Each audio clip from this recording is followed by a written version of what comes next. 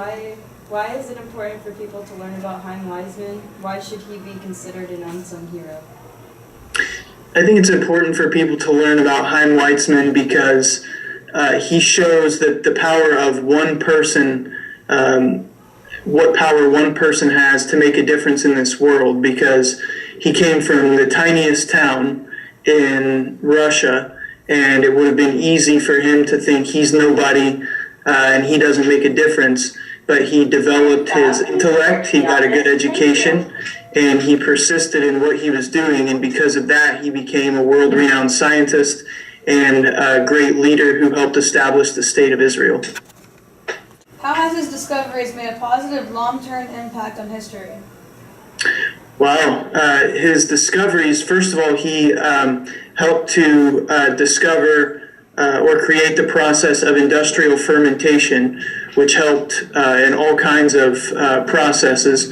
But that process helped the Allies win World War I, so that the tyranny and fascism and negative political ideologies that the world was facing were defeated because of his invention, which helped to fire cannons and win the war.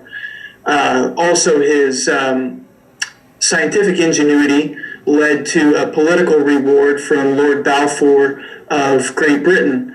And that political reward helped to establish the State of Israel, which is a thriving democracy and a safe haven for Jewish people and other people throughout the world. What were some of his major accomplishments as President of Israel?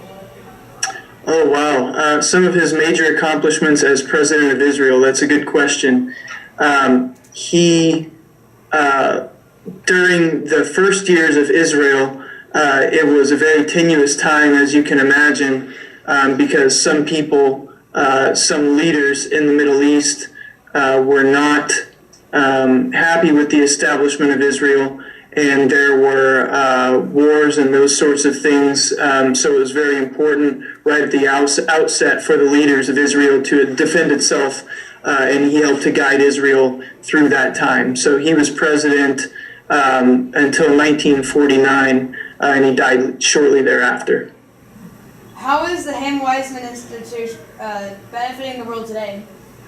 Oh boy, the Chaim Weizmann Institute, it has produced a number of scientific and medical innovations, and produced a number of Nobel laureates, 3 of them actually, in the area of science.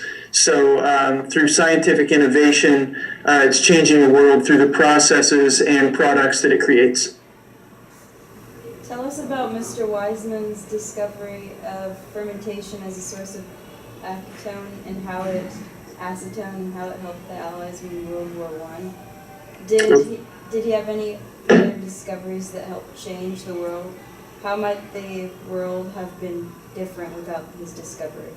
Good question.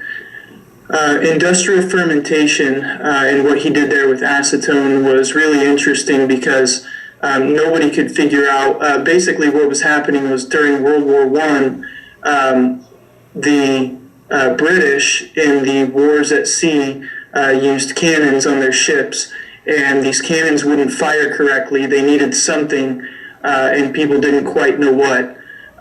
So the leadership of Great Britain offered a reward for any scientist who could come up with the solution. And the solution turned out to be this little microbe that's found in corn mash. And Chaim Weizmann had discovered that this microbe actually worked as a fermentation product that would eventually help the production of acetone, which is what the cannons needed to fire correctly. And when he discovered it, it was just an accident, and his lab partner thought, this is just a messed up product and wanted him to dump it down the sink. But he thought, I think I'll hold on to this because it could be useful for something. And then sure enough, he realized that that was the product that was useful for industrial fermentation of acetone. So when Winston Churchill announced this reward, Chaim Weizmann stepped forward and said, I think I have the answer. And So Winston Churchill immediately asked him to produce a crazy amount, like 20,000 tons, which he had no way of doing. But he, as a guy with ingenuity, went about the process of trying to figure out how to produce this on a very large scale. And one of the places that they identified was right here in the Midwestern United States, which was on a river and had lots of access to corn and good transportation possibilities, and that was in Terre Haute, Indiana.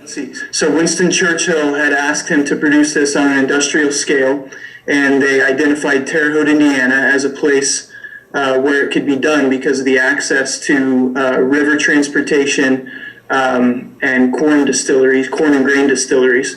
So Terre Haute, Indiana and the Midwest actually helped to win World War I for the Allies, and had it not been for Weizmann's invention and the production capabilities here in the Midwest, then World War I probably would have turned out much differently, and the whole course of history from there on out would have been much different. Does Mr. Weizmann have any relatives that might be interested in talking with us? I'm sure he does. I don't know them personally, and I don't know their contact information. Have you guys gotten a hold of the professor at the Weizmann Institute? They haven't answered back since I sent them the question, so it's been a couple weeks since I last heard from them. Okay, so that would be a better question for them, but I will also do some research, and I find anything out, then I will email you, okay? Okay. Did you guys have any follow-up questions, or do you have anything you would like to add that you think would be beneficial?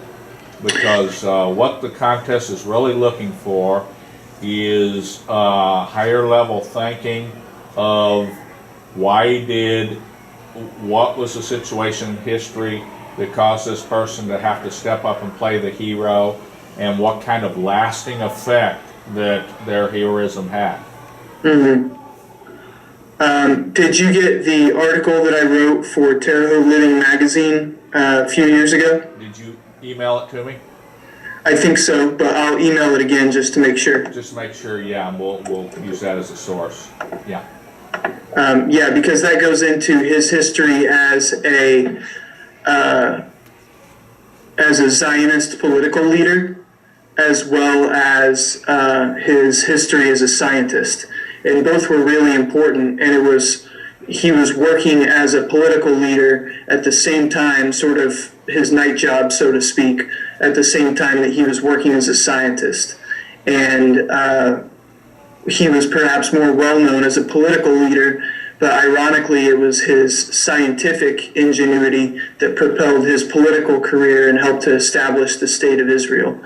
So again, through this one guy's persistence and his ingenuity and alertness during the war, the whole course of history was changed. How long did his factories remain in Terre Haute? It remained, it transferred ownership a few times, and I think finally shut down production in the 1990s. Really?